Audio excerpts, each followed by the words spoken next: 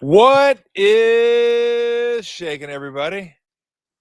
Look, there's no introduction necessary here. You know who I'm talking to. Mike Krukow, one of the members of the best broadcasting group in all of baseball, maybe one of the best in sports. And it's funny, people used to say, well, you're saying that because you work for KMBR. Well, guess what? I don't work there anymore. And I still feel the same way. Kipe and Kruk and Dave and John. It's just four distinct people, but four people that make baseball more fun to listen to, and it's a pleasure. I miss this. I got a chance to talk to Kipe about a week or so ago, Kruk, and I got a chance to talk to you. This is kind of some of the things I miss. Don't miss it all, but I do miss talking to the people that I got a chance to know over the course of almost 30 years there, and you're certainly one of them. So thanks for joining the show. I really appreciate it. My pleasure, T, and thanks for having me on. I mean, you're missed. I mean, we miss your voice daily, and I saw the podcast you did with Kipe, and I'm thinking, God dang it, why doesn't he call me up? So thanks for giving me a shout. Oh, of course, absolutely. It's funny, we kind of talk about the core four, the Giants bullpen members that lasted throughout the World Series run, and you don't get that very often. You see bullpens turn over all the time. They're always churning bullpens. Now you guys weren't on the field, but you guys have been together for a long time now, and I think that type of consistency in broadcasting is kind of rare too. When you get four guys who are as good as you guys are, you usually get guys, and like Dave's done his national stuff, and John did some national stuff. But the fact that you guys have all stayed together and been together for a number of years now, you don't really get that a lot. I think that's pretty cool. Well, I think it's pretty cool. I mean, how lucky am I working with those three play-by-play announcers? And, I consider all those guys dear friends, and certainly Kipe, my best friend. And, it's fun to go to the ballpark every day because those guys don't phone in anything. And, there's always a perspective that they'll see that instigates conversation, that, makes it interesting for me. And, I think the thing that we're most proud of as a group was the work we did during the playoffs. Because, I mean, most crews, there's a radio crew and there's a TV crew with every team. And when the season ends, the regular season ends, and that team is going to the playoffs, the television guys say, see you later. They're done. They may do pre and post. They may do something on the sideline, but they're done.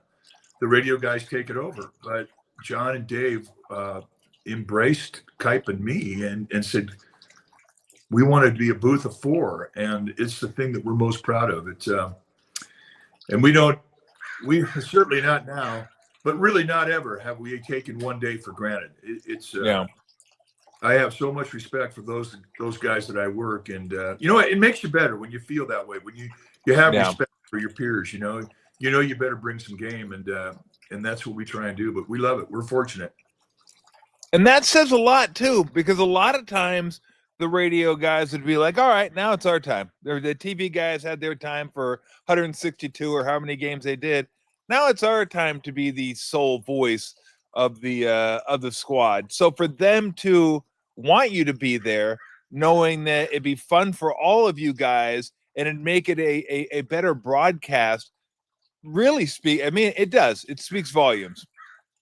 Well, and what's really cool about it, the 3 world championships, as it turned out, each one got to make the call that was the final out of the season. Dave got to do it in 2010. Dwayne got to do it I think it was Dwayne in 2012, and then John in 2014. I think that's how it fell. But it was, it's the thing that we're most proud of. It's just, it could have been more. The only way it would have been better if we'd been able to been at San Francisco, had to do at least one of those on the Giants' home field. That would have been the only thing better. But man, we're pretty lucky. Yeah.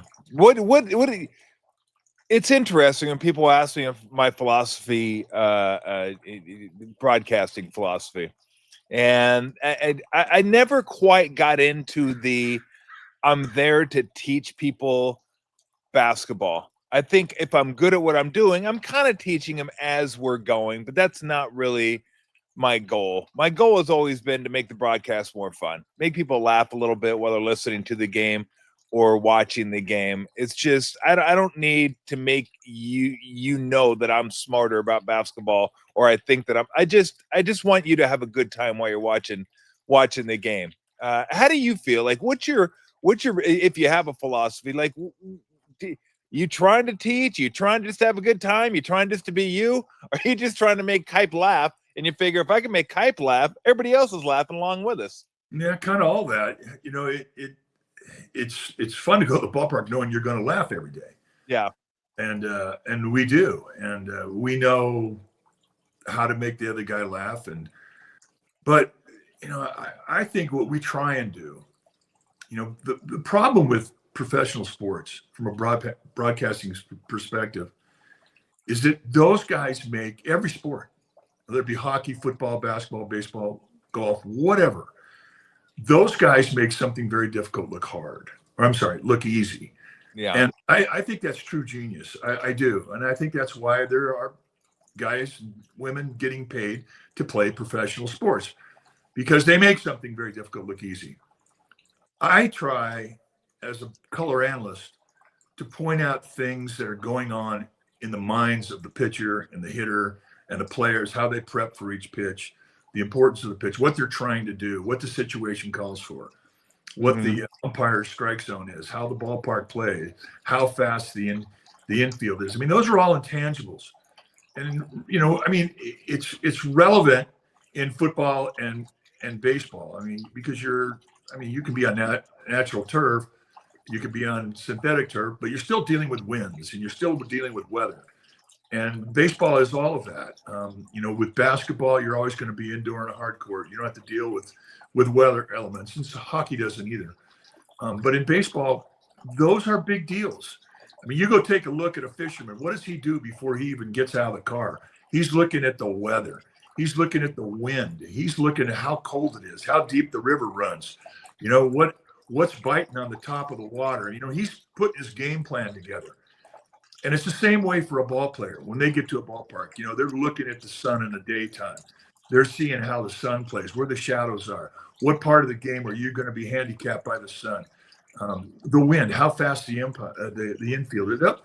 So all those things are intangibles that I think are interesting to the story of the game that day. And no 2 days are alike. There's always different intangibles. And I think it's fun from a broadcasting perspective to be able to point these things out. And then in talking situational baseball, sort of put it in the mind of the viewing audience, what could happen here, what they're trying to do, how they're setting defense against this guy's swing, this guy's stuff. So I think when you do all of that, you know, you don't have to fill with a lot of, you know, extracurricular fill about what this guy did in high school, and that you know, his father played A-ball in 1945. You know, that's great if you got a rain delay or a 20-inning game, but for the most part, what happens on that field, it changes so dramatically from inning to inning, and I try and point that out. But the beauty of what I have with Kite is I don't have to be responsible for all of it. I don't have to be responsible for pivot plays at second base or bunt plays or how a pinch hitter thinks when he's coming up. Kite can take that perspective. And so it winds up sounding like, you know, 2 old ball players talking ball. And I think people have liked that style. No, I absolutely. It's obvious people like that style. I want to get to the obviously the Giants of Vitello and all that kind of fun stuff for the upcoming season. Ought to be an interesting one without a doubt. But let's go back to the World Series, because wow, I mean, I said this on the show yesterday, Kipe, that the Game 7, even the end of the Game 6, but the Game 7 for about the last 5 innings. That's what baseball has that no other sport can match. No other sport can match that drama, that tension, that intensity. I didn't even have an interest. I mean, I wanted to see the Blue Jays win, of course, because, well, I didn't want to see the Dodgers win. So by proxy, I wanted to see the Blue Jays win. But I wasn't that vested in it. But I mean, even that, I was just, my heart was but just coming through my t-shirt. It was like just watching it. And I tell people, I go, that's why the baseball playoffs are like, that part of it is the best. You don't get that drama, you don't get that buildup, you don't get that tension. I mean, the last 5 innings was just, it was special. It really was. I mean, the wrong team won, of course they didn't, but wow, what a drama-filled series. It was spectacular. I mean, for everything, the upset win by the Blue Jays in Game 1, the Dodgers tying it up, then the 18-inning game, 18 and yeah. I mean, it was just pins and needles, edge of your seat stuff. And then the next day, the Blue Jays win that game to even the series. I mean, you talk about an opportunity to quit and go home. They had every bit of an opportunity after losing that 18-inning game. They walked out of there thinking they should have won. And then they take the 3-2 series lead back to Toronto. And I mean, just every storyline that wrapped around each game was just intense. And then the play and the drama, it just couldn't get any better. Unless, of course, the Blue Jays were the team that would have won it. We all wanted that. But I'll tell you what, I tip my cap to both teams because they played their ass. And it was just great drama and great baseball. And, I like baseball because there is no time clock. Yeah. So let me ask you, because somebody asked me this, bottom of the 11th inning when Vlad led off with a double. And unfortunately, this is the second time it kind of bit the Blue Jays having to pinch run for Bichette because he had the bad wheel. If he were up, you wouldn't even think of bunting in that situation, but it was Kiner Falefa that was up in that situation. Somebody asked me if I would have bunted there or left Kiner Falefa hit away, and I said I didn't mind the bunt there because Kiner Falefa was batting 162 during the playoffs. You get him up, you got Barger coming up after that, you got Kirk coming up after that, you got some hitters coming up after that. So that I know that was being dissected. That one didn't bother me at all. Would you have bunted there, or would you have rather seen him hit away? First of all, I know he shouldn't have been in the game.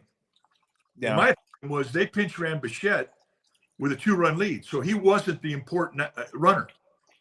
You can be conservative when you're talking about a guy who is going to score the run that's going to make you close the gap by a run, but you're still not. The important runner was the back runner. So to take him out of that game, I thought was a mistake. I felt the same way when they took Alejandro Kirk out in the 18-inning game. They took him out like about the 9th, 10th inning, and when he winds up losing 3 at-bats, and at the time, he was the best hitter on that team. And I think it cost him a chance to win that game, and I think taking Bichette out certainly cost him that game. I have no problem with him bunting Kiner Falefa with a runner at second, nobody out. I mean, I have no problem with that at all. But the very fact that he was even in the game, I think, was a mistake. Yeah. Now, I did think – now, I don't know. This would have been tricky. With first and third, Kruk, I thought, and Kirk up to bat, you hit it on the ground to double play, game's over, period. Could they have double stole there? Could they have stole second? And would the Dodgers have even thrown down thinking of a double steal?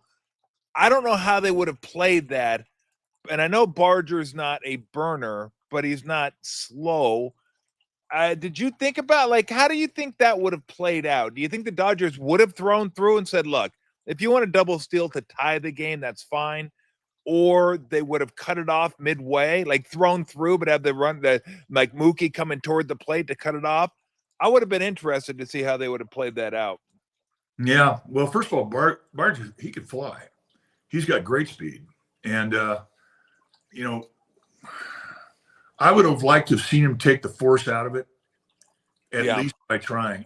And, that's something that, Kipe and I had a conversation about, we didn't like them leaving that force in order.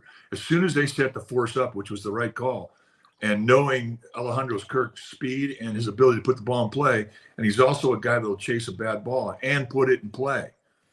I mean, the whole thing was set up. I mean, I thought what Roberts did to set that force was a big play, but I think they could have countered that, and I think they could have done a number of things. I think with Kirk, you steal the runner, make him take a pitch. And then if you could have even entertained, because he is a contact guy, and I assume he can bunt. You could have put a safety squeeze on. I mean, you could have done a number of things, and this is what made this series great. Yeah. Is that both fan bases, both teams, and all baseball fans are forever going to be talking about this series. It's the same thing that happened in 2014 when the Giants and the Kansas City Royals played. They're still wondering why they didn't challenge Brandon Crawford to try and tie that run. That was an argument that's still being debated. So, I mean, it's all hindsight. I would have liked to have seen the Blue Jays try and steal Barger. I think he could have taken the force out. But hey, it's something we'll never know. And the play from Roberts to set up that force was brilliant. Yeah, I mean, look, they could have very well, if they hit or stolen the base, maybe taken the bat out of Kirk's hands and loaded the bases for Varsho. I mean, that would have been something the Dodgers might have considered. I didn't think I'd see anything quite like what Bumgarner did in 2014 against the Royals, coming back on short rest. What was it, 2 days or was it 1 day? I can't remember how many days it was. And he goes 5 innings to close out the deal in Game 7 in Kansas City. This wasn't quite 5 innings, but what Yamamoto did, 96 pitches, I think it was 93 or 96 the day before, comes back the very next day and goes 2 2/3 to close out that game. That was jaw-dropping stuff, wasn't it? Oh yeah, I absolutely loved it. I mean, in the history of baseball, that's when some of the greatest pitchers, and certainly a lot of Hall of Famers, have been asked to do that very thing, and one by one they all took the ball. And what Yamamoto did there was, he's a manly man on a ship of men, as Bruce Jenkins would say.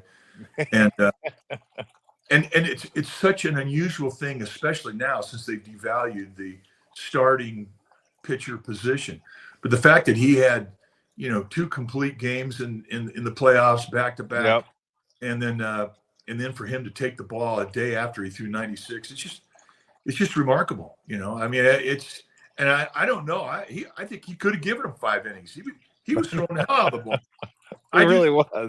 I think he's one of the best 10 pitchers I've ever seen. And the best pitcher I've ever seen is Greg Maddux, because of how he could read hitters and how he could apply different movement, speed, and location and neutralize guys' swings. Yamamoto is still a young pitcher. He's 27.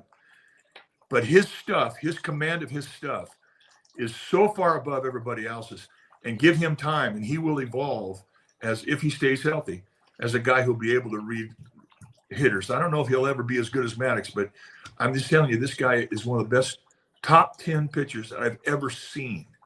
And that's how good this guy is, in my opinion.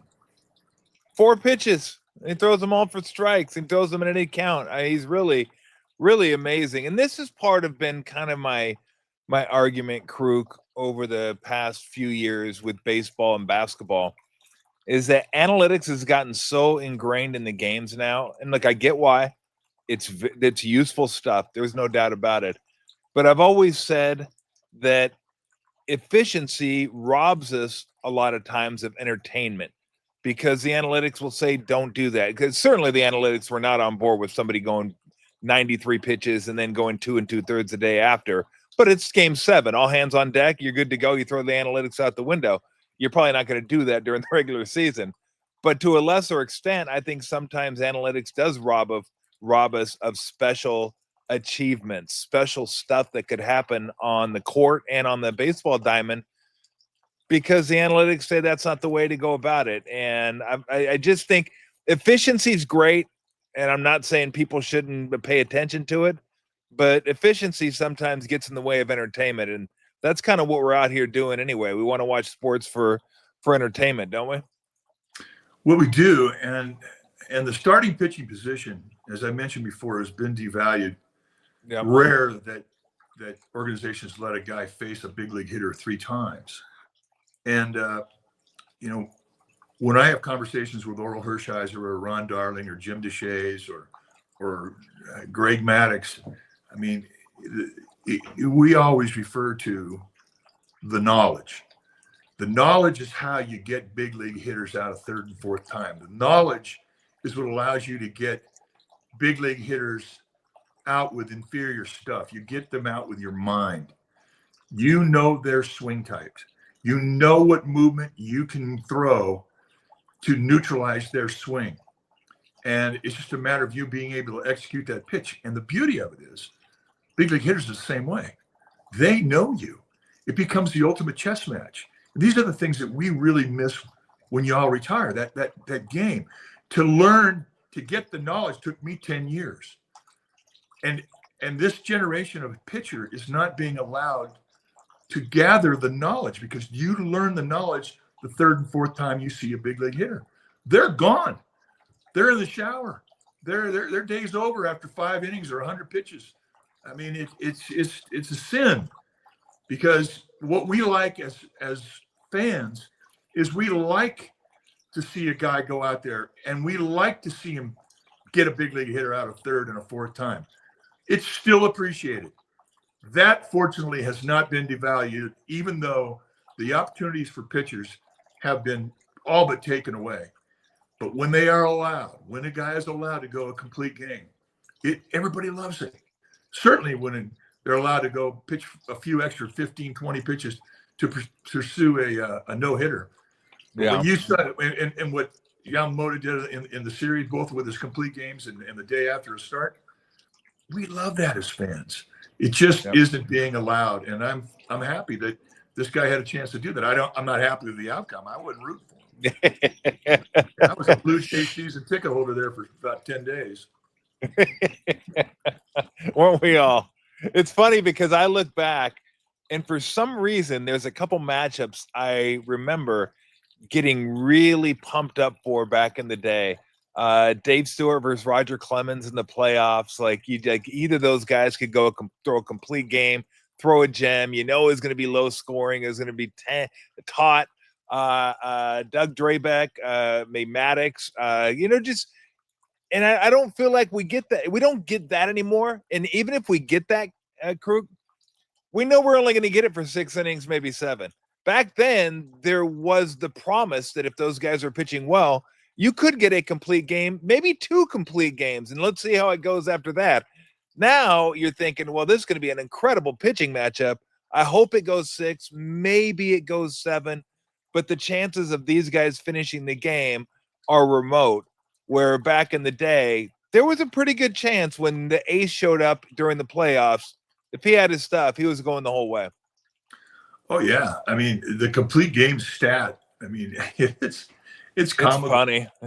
I mean, what the heck was it? I was like Noah Lowry when he was still pitching. He said, how many complete games do you have? And I was like, 41, I think. He goes, damn, 41. Oh my God. And I go, really, 41? I looked at it with Verlander, who's pitched for 20 years, right? I pitched 13. And I've got more complete games and shutouts than Justin Verlander. That's absurd. That's absurd. You know, and then you look at Cy Young, and I think he had 729 complete games. I know. Juan Marichal had 227. I mean, so it's just games change, and I'll never forget. I think the A's one year broke camp, and they went. This is back when Vida Blue and Ken Holtzman and oh yeah, Catfish Hunter were the backbone of that rotation. I think they broke with like 9 guys on the staff, on the whole pitching staff. That's how they left camp. And I asked Kenny Holtzman about that. He goes, well, I mean, we were pretty much good. We were good to go. I mean, we were going to finish games, and we had like 4 scheduled days off. We were going to get some rain out. We had some early East Coast swing. We didn't need anybody else, and they didn't. They had 2 guys that didn't do anything. Jim Todd, I think, was on that team, and I played with him. He goes, no, we just sat there and cheered them on. Oh, my God. Not anymore. Take a guess. How many complete games Steve Carlton has? Steve Carlton. I'll say 205. Very close. 254. 254. Wow. 254. He had 55 shutouts. Well, I played with him in 1982, and I lockered next to him, and he won the Cy Young Award that year. And he would go out there and he'd throw 160 pitches a lot, and 90 of them would be a slider. He's a two-pitch guy. Yeah. Just a machine. But when he took the ball, and it never even occurred that anybody would, it was the day off for the bullpen in his mind. He had that year. Do I have this correct? The year that he won the Cy Young, weren't the Phillies the worst team in the league when he didn't pitch and the best team in the league when he did pitch? Yeah, that's his first Cy Young. He won 27 games that year. And I think the next year he lost 20. Did he really? Yeah. But I mean, they weren't a very good team then. But when I was there in '82, I mean, he was so, I learned so much from that guy, and that was the big thing that I learned: take the ball and don't even look at the pin, just assume that game's yours. Yeah. And these guys, look, this generation player, these pitchers would all do the same, give them a chance.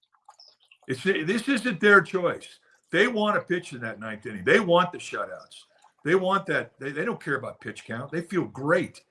But the organization, they're paying a ton of money for these guys. They want to keep them around. They want to prolong their careers. They know how hard it is to find starting pitching. So it is sort of evolved into what it is today. But, we'll never, ever see complete game totals like they did earlier, even just 25 years ago. You're right. He was 27-10 in 72, then 13-20 the next year. This is crazy. He started in back-to-back years, started over 40 games, 41 in 72 and 40 in 73. 81 games started in 2 years. Yeah, it's four-man rotation. I mean, rotation. I pitched four-man when I was with the Cubs in 1977, my rookie year, and it's different. But you lose a little stuff, but you gain command. I mean, you know what they used to do?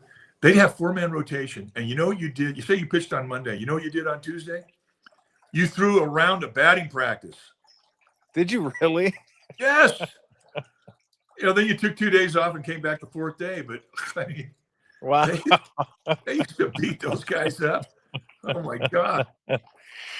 So why does it seem? And I brought this up, and this is a basketball thing too. Why is it now that the players have seemingly the best of everything, right? They got the best nutrition. They got the best trainers as far as like weights and staying in shape and running. They got the team doctors. They got the performance staff. They got the travel, which is 5-star, the lodging, which is 5-star. I mean, these organizations take care of their players like to the T, which they should. They're their most important assets. Why are more guys getting hurt now? Why do I see more guys getting hurt rather than less guys getting hurt? I see that in the NBA all the time, Kruk. I'm like, why does it seem like more guys are getting hurt now than they used to? The only thing I can come up with is this. These guys are like Ferraris now. They're so finely tuned. They're never out of shape. If any little thing goes wrong, then the machine kind of breaks down for a little while. I'm just guessing here because I don't really have a good explanation for why everything seems to be so much better, and it's all at their fingertips, and they take advantage of it. Yet there's more injuries now than there ever was. Well, I think they get injured because they can. Guys are making so much money now; they don't have to work in the off season. For a lot of guys, they don't have to ever work again the rest of their lives. When I broke into the big leagues, the major league minimum wage was $23,000. There were 7-year veterans on that club with the Cubs that were making $45,000. There was no money, and everybody had off-season jobs. I mean, for the young guys, we went and played winter ball, but a lot of the native players, like the guys from Puerto Rico, the established big leaguers, they played. Same thing in Venezuela, Dominican, and Mexico. And I say that guys get hurt now because they can.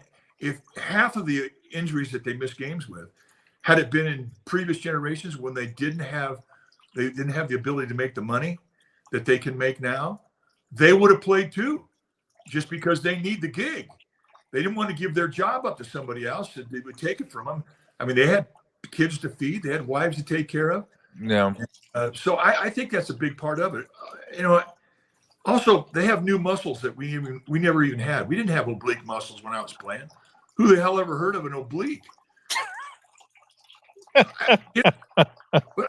I do think that you're right, man. And these guys are so streamlined.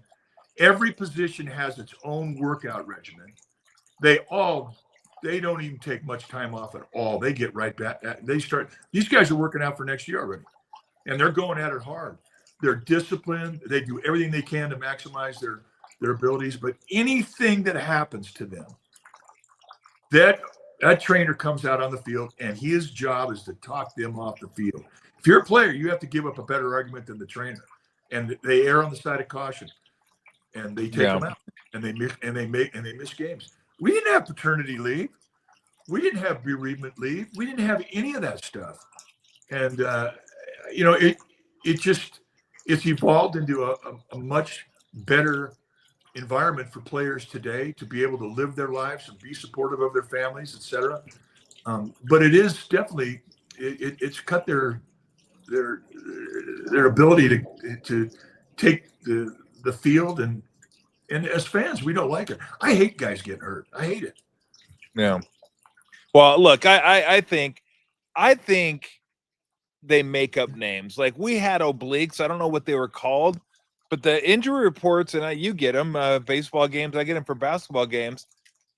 They're just like horse shit. They're like nonsense. It's like they come up with like these nickel dime words that I'm like, what does that mean? Where is that? So I look it up on Google. I'm like, oh, he's got a sprained wrist. Why can't they just say he's got a sprained wrist? Why do they got to throw in the metacarpal? They just tell me it's a jam finger, or just tell me he rolled his ankle. They make it more complicated than it needs to be. I'm not sure why they do it. To make it seem like their jobs are more important than they are. They're already important. We know this. But can we just get back to the basics? He sprained his knee. He sprained his wrist. He twisted his finger. It's a boo-boo. Let's go on. Yeah, I know. And yeah, we didn't have concussions. I mean, certainly the NFL didn't have concussions. I mean, you think about all those guys that played with stars in their eyes. It's pretty scary. I mean, what's really happened. Scary. But I don't know if there's even a way. But it's pretty funny. We look at the opening day lineup, and when they start announcing the players and this team's, they start with the traveling entourage that supports the team, and now the players go from like home plate to third, and the traveling supporting entourage goes from third base down there to the foul line. It's unbelievable. It's unbelievable. But God bless them. I mean, like you mentioned, they are the most precious assets, and anything you do as an organization to keep those guys happy and out there, you got to do.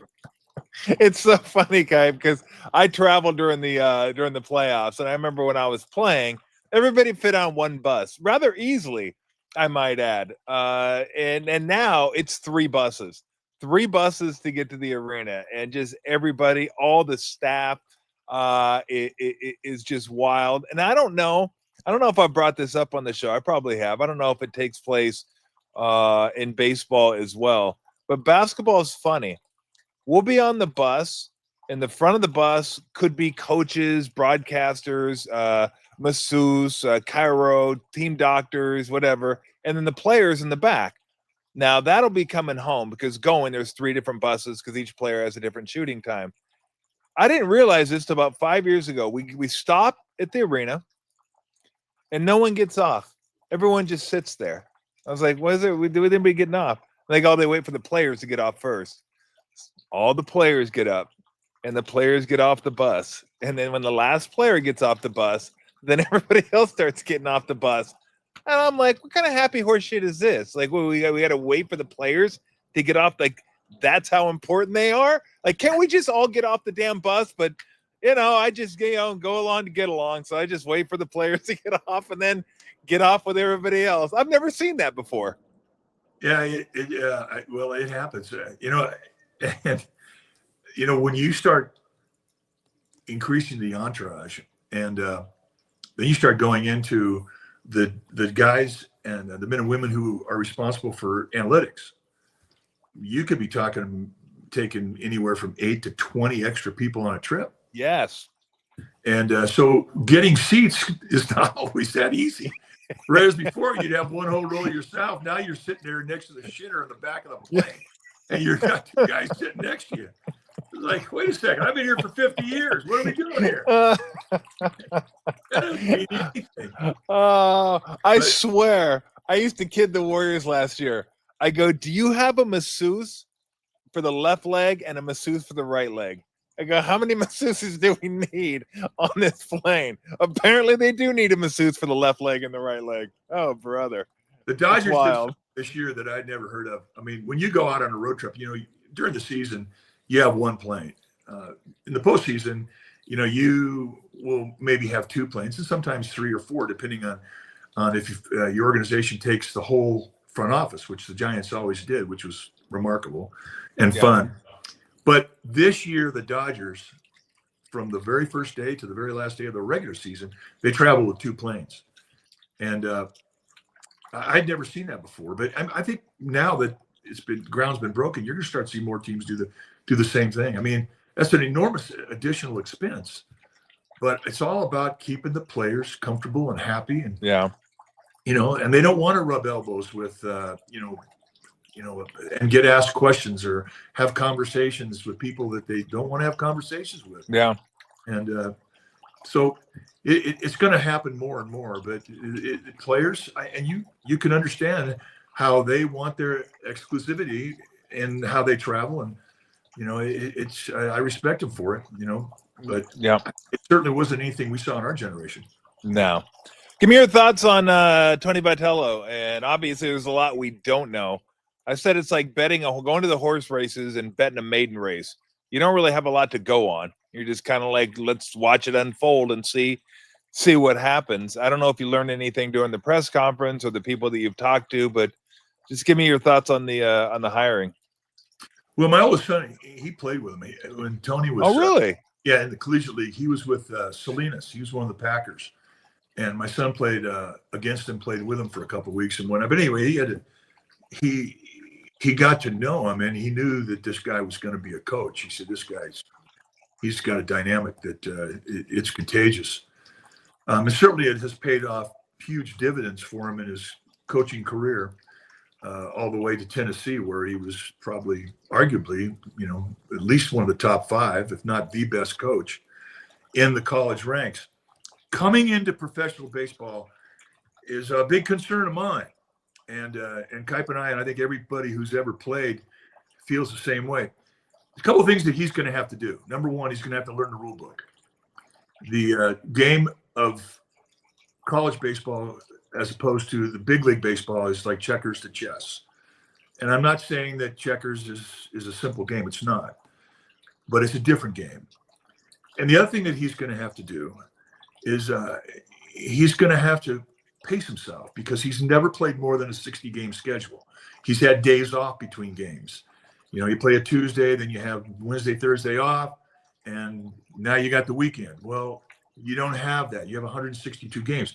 That's not counting the 30-plus games you play in spring training and then hopefully get into the tournament at the end of the year.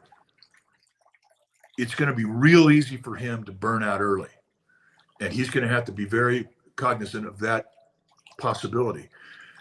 He is there because he's going to bring energy. He's going to do some things in that clubhouse that I think will be very beneficial. There's a very strong leadership in that clubhouse, but every clubhouse perhaps may have some cliques. And if you're going to win a championship, you can't have any secular groups. You have to be 26 guys. That's your group. And I think that, he'll work to have a chemistry develop early with this club. And I think those are the things that he can do. But he's also going to be able to, he has to delegate. He has to be able to trust guys' opinion. I know that there's a guy that he played with that was a manager and a bench coach with the Padres, Jace Tingler, who he played with in Missouri. And I would at least think that he's a candidate to be hired and whatnot. But at least somebody like Tingler, who has got some big league experience, who can say, hey, no, we don't do that here. And he's going to have to say that literally like that.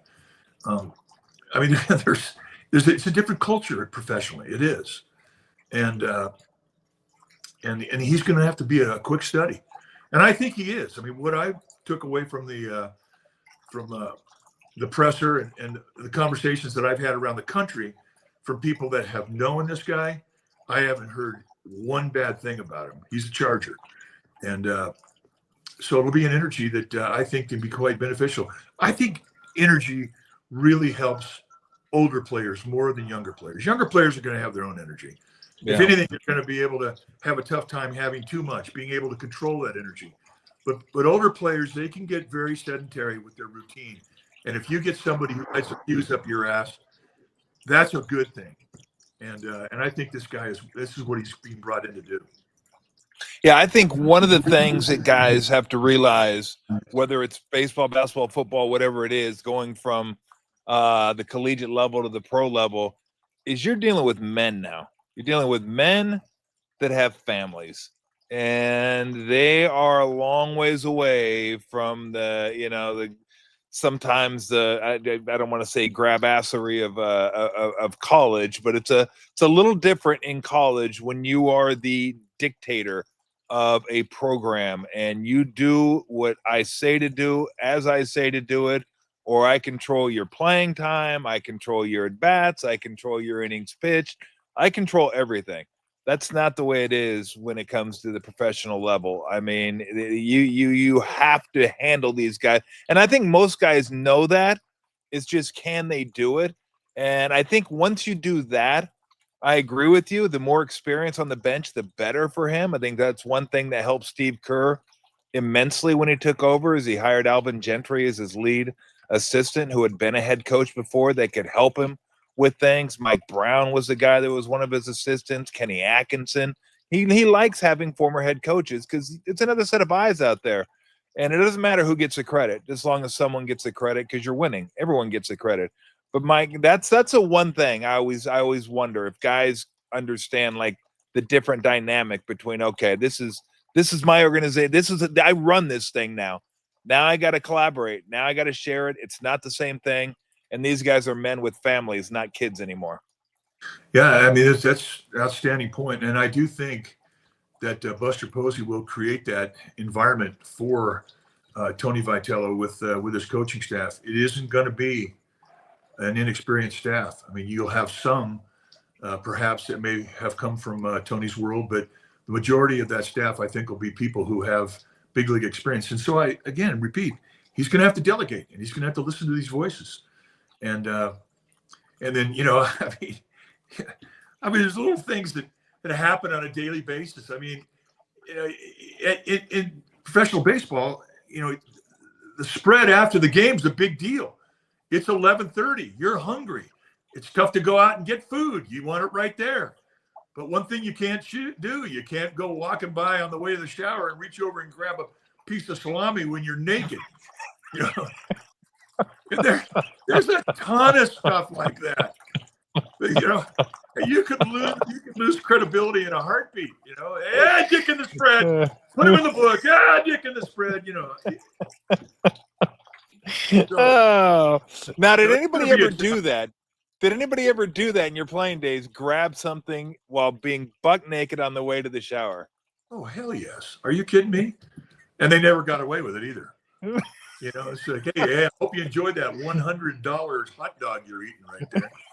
Because we'd find them in the kangaroo court.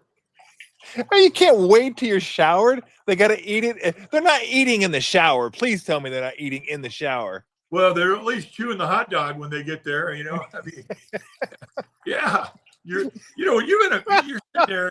You're in a 16-inning game. You're hungry, and guys want to get in and out, and they'll walk by that spread, and it's just sometimes it calls out to them.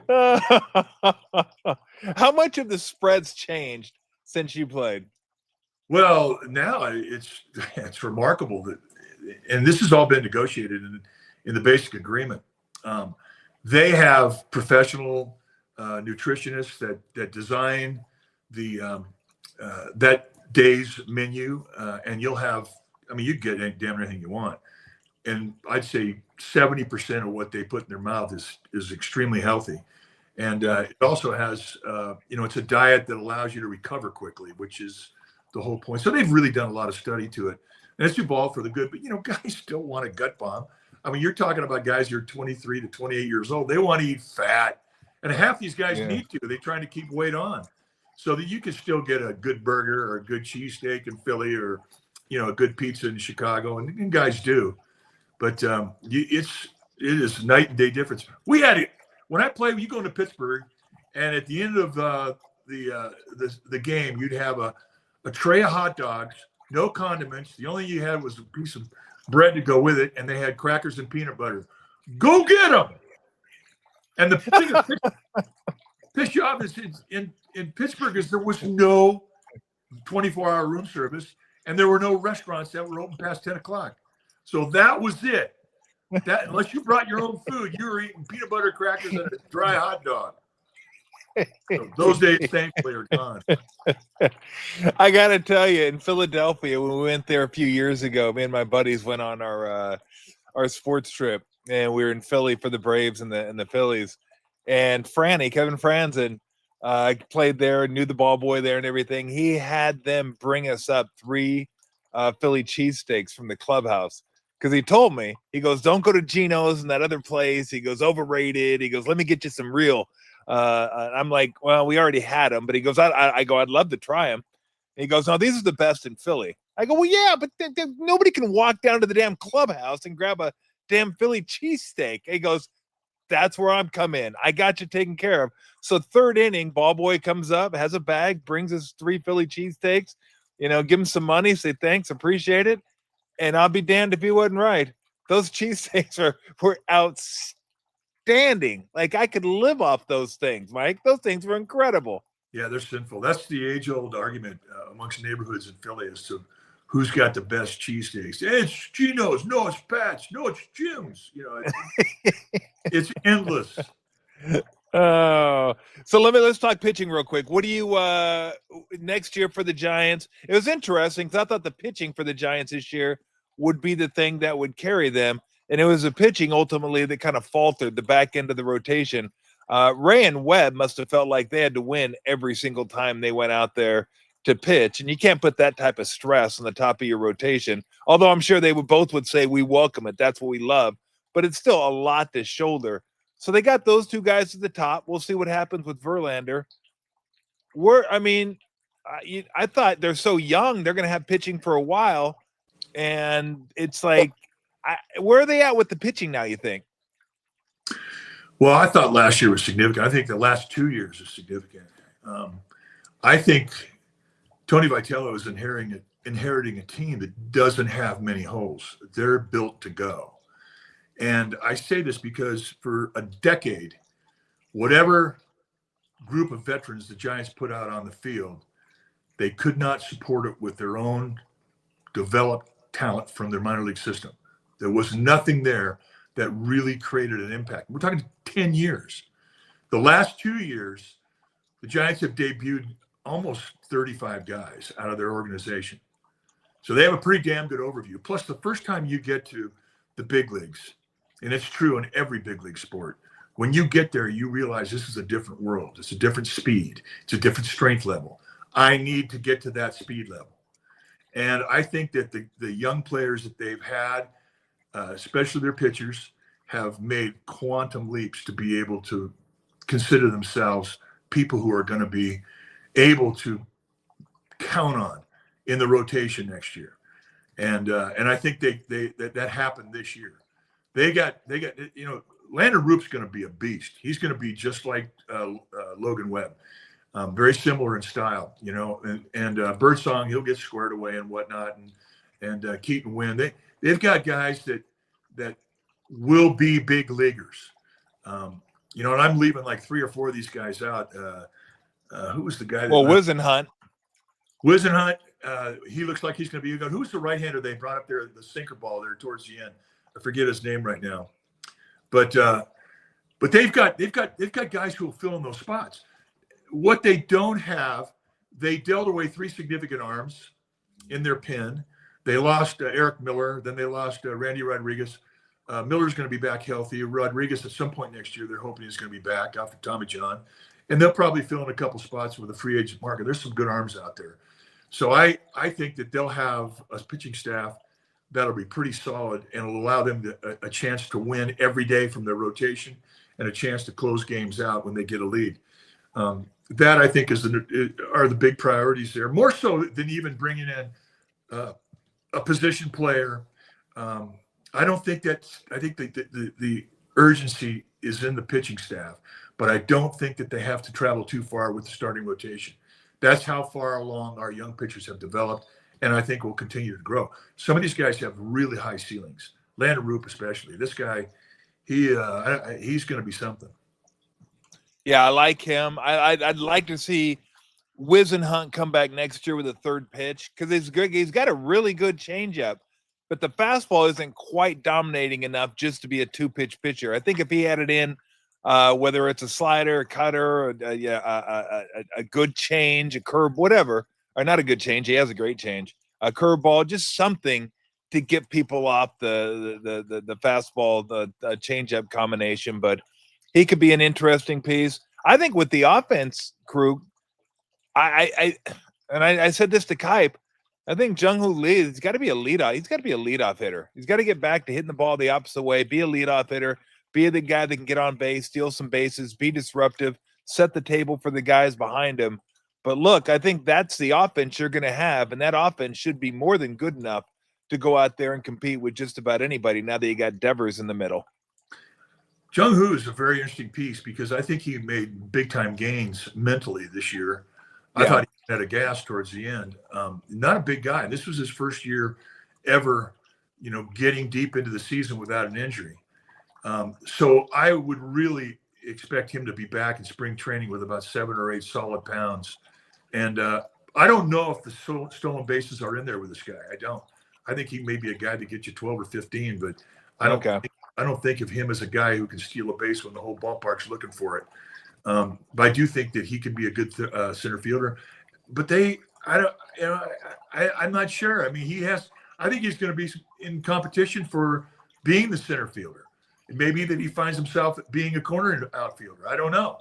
That remains to be seen. But we saw Drew Gilbert look really good in the outfield and especially in center field. So there are options. And there are some options out there with free agency. So, I mean, you don't know what they're going to do. But I do know that they're going to be active. And I do know when spring training comes around, we're all going to feel like this team's a pretty good team and has a chance. I think that with what they have now, their base, their backbone is their leadership. And you've got some pretty damn good veterans there that play. And I think that next year you can complement that with a lot of kids out of your own system and certainly with free agency. What do you make of the automated ball strike, the challenges coming to baseball next year? I'm curious. I still think there's more of it that I want to learn and know. I do think they're going to find holes with it. I think right now, if you've got a big over-the-top curveball like Tyler Glasnow, I think that's a pitch that you can steal because you could throw that literally head high, and with that 12-6 big drop, catch the back end of the rectangular cube that they have for the strike zone. Nobody's ever going to swing, but the automatic pitch strike zone, they're going to call that pitch a strike. So I think that they're going to figure out ways to cheat with it or at least take advantage of it. So I do think it's going to be very interesting. I like the idea that a pitcher, a hitter, and a catcher all can call replay. That's a bad pitch, and I love that. The fact that what we've seen and how they've implemented it, it happens quickly. There's not a lot of delay with it. I think that is essential.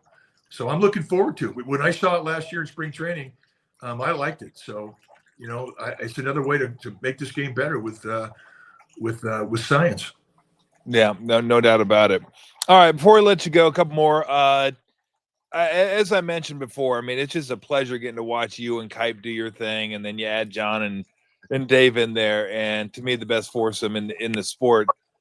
Have you thought about how much longer you want to keep doing this? No.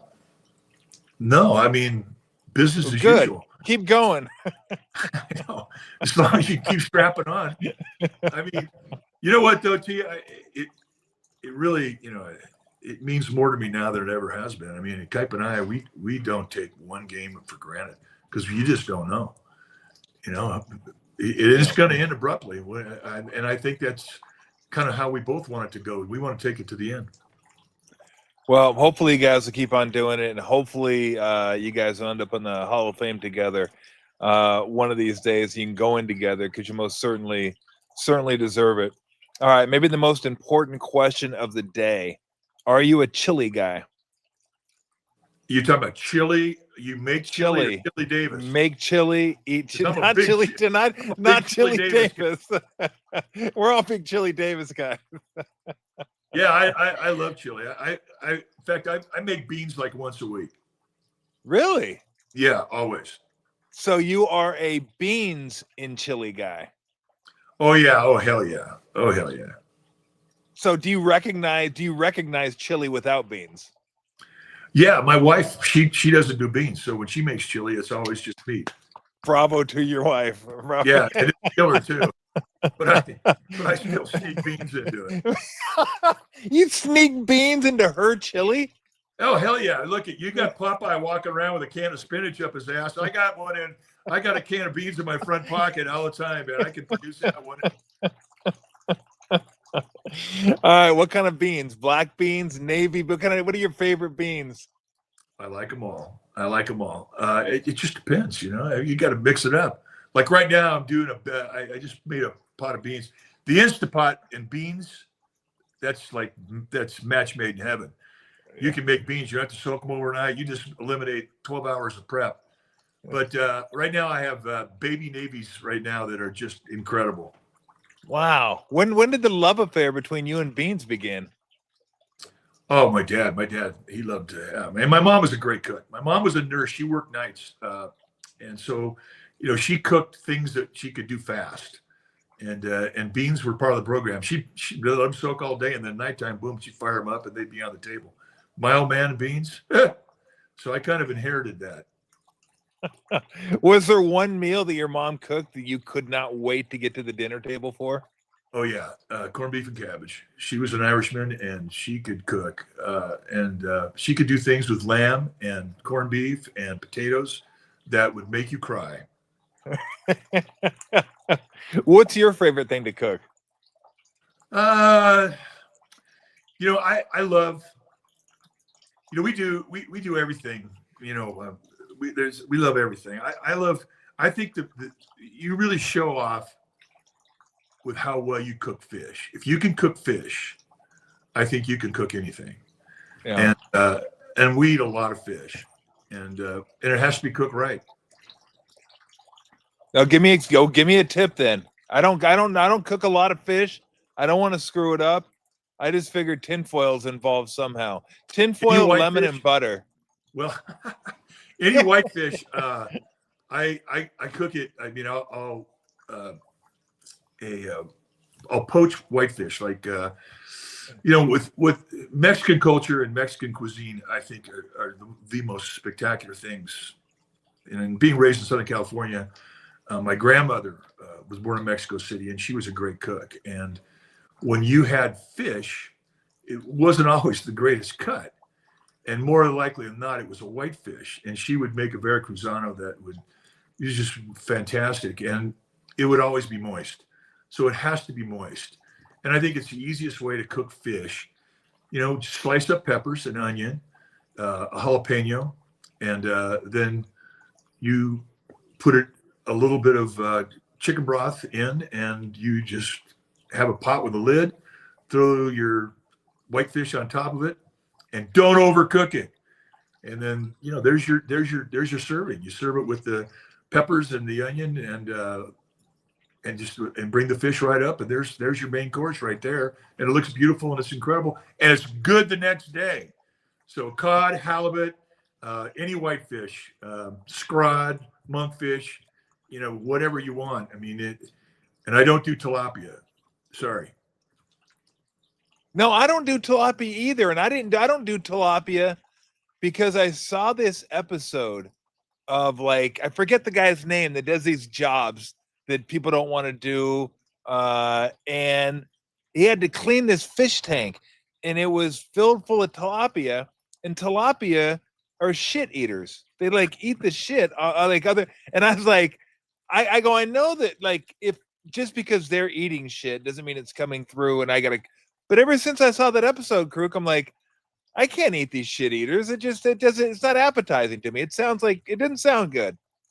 Yeah, exactly. In fact, that's Kev's great line. He goes, I don't eat tilapia at the ballpark. And John Miller said, well, why not? He goes, because they get it out of McCovey Cove. And that's pretty much wrapped it up for me. I do not do McCovey Cove tilapia.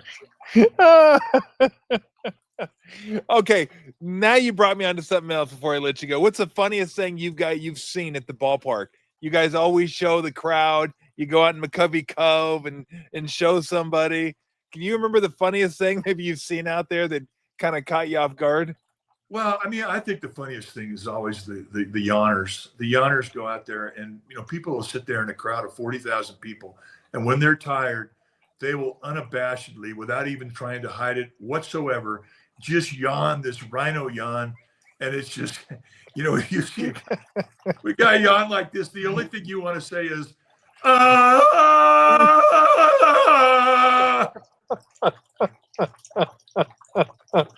it's so good. That is so good. I mean, you guys show everything. The bunny, the big ass. Remember the bunny you guys used to show? Yeah, the 90-pound bunny. What's up with that? 90-pound bunny. I think that bunny passed away. I've heard recently. That was a super cool bunny. I got a bunny, but it's only like a little 2-pound bunny. We got it all over here, Kruk. We got the dog, the 2 cats, the bunny, and then we got a hamster and a turtle buried in the front yard. So we just got the whole damn zoo over here. But you got all the goofballs out in the cove that are doing their thing. I mean, it's unlike any place in the major leagues, and I mean, I'm sure that's one of the reasons you love it. Oh, it's a Friday night crowd every night of the season, and we love it, and they never let us down. And Jim Lynch and Jeff Kuiper and all of our camera people, when we get a game that's lopsided, they go right up into the stands, and we'll get a side story that oftentimes will absolutely save the show, and in some instances even carry the show. We're lucky. Our fans, like Carlos Santana said when we were giving away the Carlos Santana bobblehead. It was awesome. Anyway, he sat in with us for a couple innings, and I said, what do you think about our ballpark? He goes, it's a holy place, and that's exactly how we feel. There you go. On that note, Kruk, it's really a pleasure. I do miss talking to you occasionally when I was doing the show. Hopefully get a chance to do it maybe come next baseball year when the Giants are rolling. It's always fun catching up with you. I'm glad you look good. Hope family's doing well, and maybe we can do it again soon. Well, I hope your family's doing well, T, and please come around more. It always lights us up when you show up at the booth because we know we're going to laugh that day extra hard. And thanks for having me. I promise I will drop on by next year, and have a happy holidays, Kruk. Back at you. All right, take it easy, man.